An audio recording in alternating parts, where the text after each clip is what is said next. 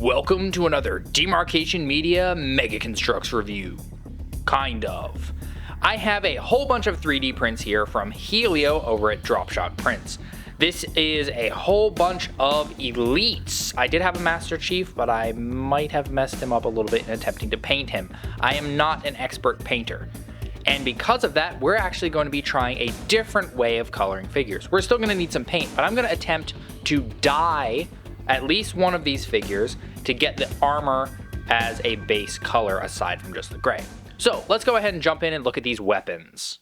To start off, we have a standard plasma rifle. This has plenty of molded detail on there for you to paint. Look at that. There's even some very fine detail in there where like the teeth are, or if you want to call them teeth. We've got some fins here. They are thin, but the way that they're made, I don't feel like they're too fragile. Overall, very solid weapon. Here are a couple of energy swords. These almost feel like they're made of some sort of resin. They can flex a little bit. There is just an empty space there to make them accurate. So they squish a little bit. The translucent colors are thin. They're not super like dark pink or dark blue, but I think that effect is perfectly fine. I would worry a little bit about how durable these are, but as a whole, they look really good and they feel soft enough to not just snap with simple handling. We have an AR. It's pretty nice. It's a little chunkier than Mega's own, and it's got a little extra detail, so that's nice to get. We have a battle rifle. Definitely different proportions than Mega's own. A little bit more squat with a longer barrel. The barrel does point upwards slightly and looks a little strange, but there is a ton of detail on here. So as much as I like Mega's BR, this actually is more accurate. And then finally, we have the Halo 3 sniper rifle. This is very different from Mega's own. The barrel is very bendy, and it's, I don't know. I don't really know how to bend this back, maybe heating it up. That's a little unfortunate. Aside from that being bent, though, the detail on here is great, very iconic. And like I said, it's not the one that Mega has made. They've not done this particular sniper rifle. All of the Elite kits include the following. Fully 3D printed everything except for a couple sporadic Mega pieces. The elbows, the shoulders, the waist, ball socket, and I think that's it. Everything else is all 3D printed, including the hands, which I am slightly wary of because of, Mega's hands break, so I don't know how well 3D prints will hold up. So far, they're holding up actually quite well, though. This is an Elite Miner. He has a removable helmet, and there's a face underneath with plenty of detail. That's pretty nice. He's got movable ankles, just a little bit, and then the rest of the articulation is just like Mega's own Elites. Here is the Halfjaw. He's basically the same as the other dude, but he's got different shoulders, and of course he's got the Halfjaw part of the head. Now, a lot of these joints are quite loose. You can see here, that's pretty loose. This swivel here is pretty loose. That is to allow for you to paint the parts. So we'll see if that becomes an issue with just dyeing it. Here we have an Elite Ascetic. The head is done very nicely. Shoulders look fantastic. Back plate is a little bit different. Very nice. This is not one that Mega has made in a long time. Here's a Pilot Elite. Very similar parts to the rest of them, but he's got different shoulders and of course that pilot head.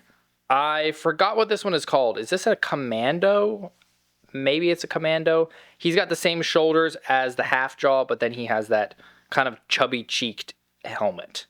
I also forgot the name of this Elite's harness. This might be the Commando. Maybe the other guy wasn't the Commando. Anyway, he has another different helmet, and this guy has very pointy shoulders. And then lastly, we have an Arbiter, and he's got a lot of different parts because, he's got the Arbiter armor, so he needs to be different.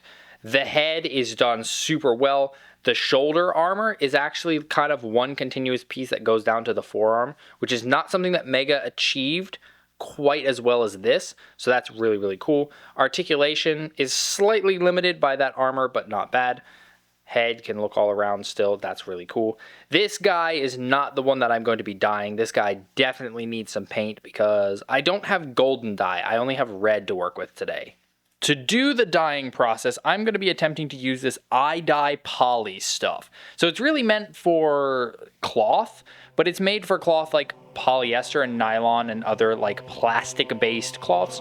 And I have seen this used successfully on Mega before. So we are going to give this a try. Fingers crossed that it works.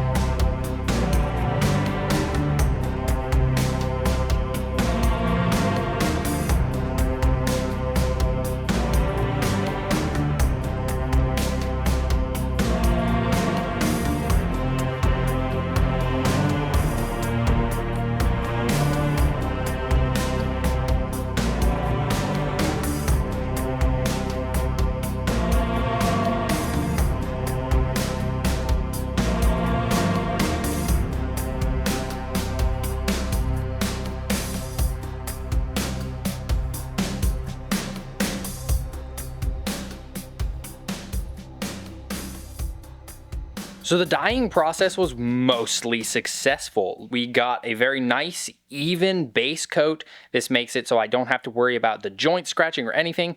But I say mostly successful because I ran into a couple problems. Namely, the biggest downside of 3D prints this small and subjecting them to high heat.